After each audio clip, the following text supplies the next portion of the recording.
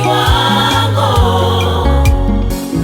cha maono yako, hicho kiwango cha maadui wanaokuzunguka. Nyota yako ilionekana,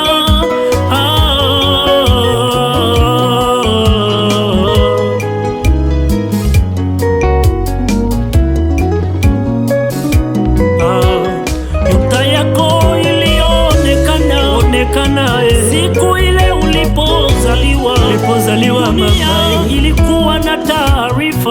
Wapo watu za wako, wapo watu walioikalia nafasi yako mama. Walipoona nyota yako walifadhaika sana, waliofia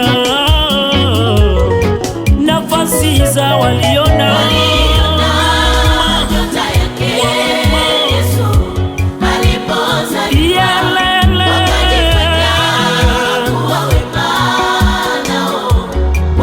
ila nia yao ikuwa nzuri,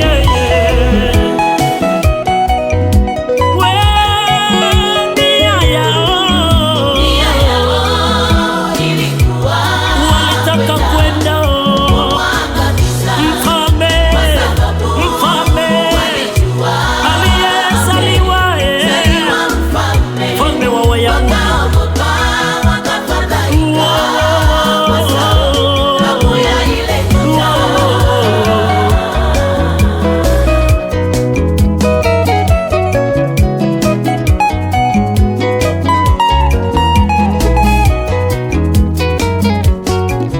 Nyota ya Yusufu ilipoonekana, ndugu zake ndio walimuinukia, ndugu zake walitamani kumuua.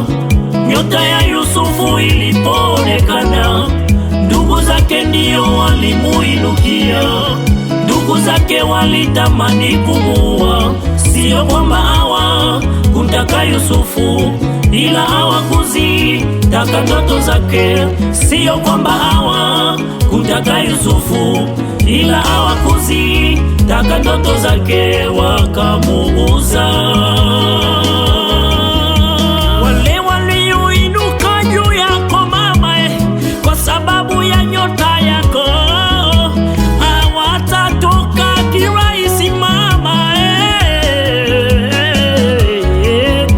watakurushia mishale, watapanga wakuwe, watakupiga kwa maneno, watapanga wakuwe, ila wewe usipambane nao, wala usiwajibu wao. Wewe nenda mbele za Mungu,